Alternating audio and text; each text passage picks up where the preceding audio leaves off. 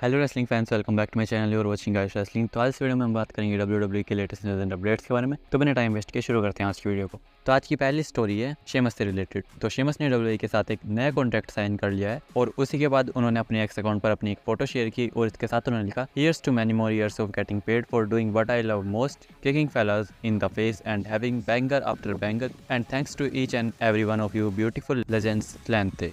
अगली स्टोरी है Braun Strowman और ब्रॉन्सन रीड से रिलेटेड। तो जैसे कि हमने लास्ट नाइट इनका मैच देखा था और उस मैच में हमें एक स्पॉट देखने को मिला था जब ब्रॉन्सन रीड कॉर्नर में जाकर लगे थे और वहाँ पर टूट गई थी। तो उसी को लेकर कई लोग सोच रहे थे शायद वो चीज़ प्लान नहीं थी और वो एकदम से वहाँ पर हो गया, लेकिन फाइटफुल सेलेक्ट ने अपनी रिपोर्ट में बताया कि ऐसा कुछ भी नहीं है, ये वाला स्पॉट पहले से प्लान किया गया था और जो भी चीज़ें उस सेगमेंट में थी वो सारी चीज़ें ऑलरेडी प्लान थी।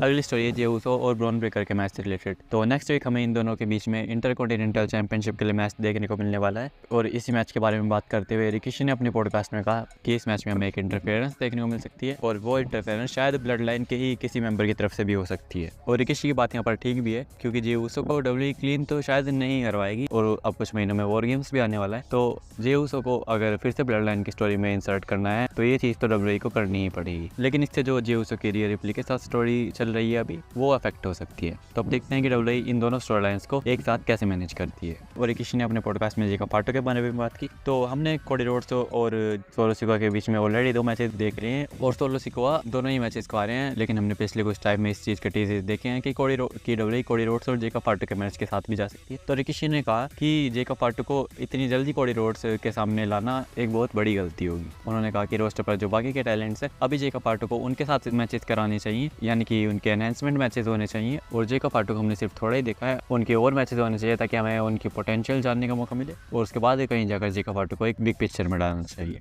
अगली स्टोरी है सीएम पंक से रिलेटेड। तो आज के NXT के एपिसोड में सीएम पंक भी आए थे और यहाँ पर वो एक अनाउंसमेंट करने वाले थे, लेकिन यहाँ पर आकर रोक्सन पेरेज ने उन्हें कन्फ्रंट किया और हम सबको पता है कि सीएम पंक रोक्सन पेरेज के फेवरेट रेसलर हैं और उन्होंने तो सीएम पंक और एजे ली को अपने रेसलिंग डैड और मॉम भी बताया है। लेकिन आज इस सेगमेंट में हमें कुछ अलग ही चीज़ देखने को मिली और यहाँ पर रोक्सन पेरेज ने एजे ली को भी मेंशन किया और उन्होंने यहाँ पर सीएम पंक का कि मैं तुम्हें देखकर बड़ी हुई हूँ, लेकिन मैंने हमेशा एजे ली को प्रेफर किया है। और यहाँ पर रोक्सन पेरेज ने यह भी कहा कि उन्हें रियलाइज हुआ है कि उन्हें एक ड्रू मैकिंटायर का फैन होना चाहिए था और क्योंकि NXT next month CW network पर शिफ्ट होने वाली है तो उसको लेकर भी एक शॉट यहाँ पर रोक्सन पेरेज ने लिया और उन्होंने कहा कि सीएम पंक वहाँ पर इसलिए शो अप करना चाहते हैं ताकि वो एक लास्ट मोमेंट ऑफ ग्लोरी ले सके अपने करियर के खत्म होने से पहले, क्योंकि ड्रू मैकिंटायर बैड ब्लड में हेल इन अ सेल मैच के अंदर उनका करियर खत्म करने वाले हैं। फिर यहाँ पर जूलिया भी हमें देखने को मिलती है। यहाँ पर उन्होंने रोक्सन पेरेज से कहा कि तुम्हारी उल्टी गिनती अब शुरू हो चुकी है और तुम्हारे पास अब सिर्फ 2 हफ्ते बचे हैं। और इसके बाद रोक्सन पेरेज जूलिया को NXT वुमेन चैंपियनशिप से हिट भी करने वाले थे, लेकिन सीएम पंक ने उन्हें रोक दिया।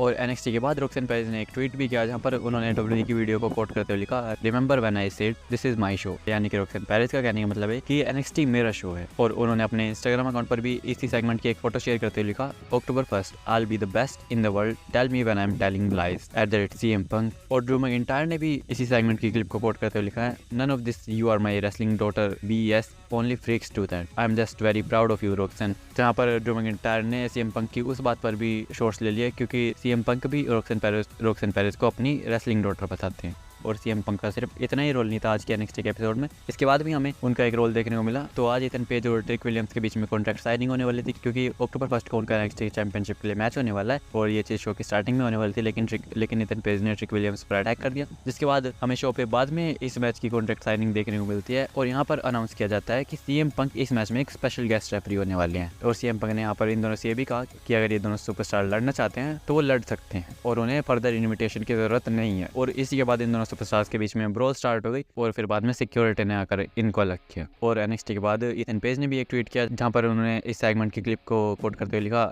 This man better play, he is the best referee in the world too. और NXT का जो सेकंड एपिसोड होगा CW नेटवर्क पर, यानी कि October 8 को, उसमें रैंडी ऑर्टन भी आने वाले हैं और वहाँ पर WWE ने रैंडी ऑर्टन का एक मैच भी अनाउंस कर दिया है और यहाँ पर रैंडी ऑर्टन फेस करेंगे जेवॉन एवंस को। तो गाइस आगे बढ़ते हैं आज के 5 स्टोरी की तरफ। आज के 5 स्टोरी है बेकी लिंच से रिलेटेड। तो अब कई महीने हो चुके हैं जब हमने बेकी लिंच को लास्ट WWE टेलीविजन पर देखा था और उन्होंने अपना लास्ट मैच 27 मई को लड़ा था और रेसल ओप्स ने अपने एक्स अकाउंट पर एक ट्वीट किया जहाँ पर उन्होंने बेकी लिंच की उसी नाइट की फोटो शेयर की और उसके साथ उन्होंने बताया कि बेकी लिंच को लास्ट टाइम जब हमने WWE टेलीविजन पर देखा था उस चीज़ को 100 दिन से भी ज़्यादा हो चुके हैं अब। और इसी ट्वीट को कोट करते हुए WRKD रेसलिंग ने लिखा, only a matter of time, यानी कि WRKD रेसलिंग ने यहाँ पर ये हिंट दिया है कि बस थोड़े ही टाइम की बात है और फिर हमें WWE में बेकी लिंच का रिटर्न देखने को मिल सकता है। तो जहाँ तक मुझे लगता है बेकी लिंच का रिटर्न हमें शायद रॉयल रंबल के आसपास देखने को मिल सकता है। बाकी अगर बेकी लिंच का उससे पहले आने का मन कर सकता है तो शायद वो सर्वाइवर सीरीज वॉर गेम्स के आसपास भी आ सकती है। अब ये तो टाइम ही बताएगा कि बेकी लिंच का रिटर्न हमें WWE में कब देखने को मिलता है। और आई होप कि आपको ये वीडियो पसंद आई होगी। तो अगर ये वीडियो पसंद आई हो तो वीडियो को लाइक करना, चैनल को सब्सक्राइब करना। मिलते हैं अगली वीडियो में। Thanks for watching.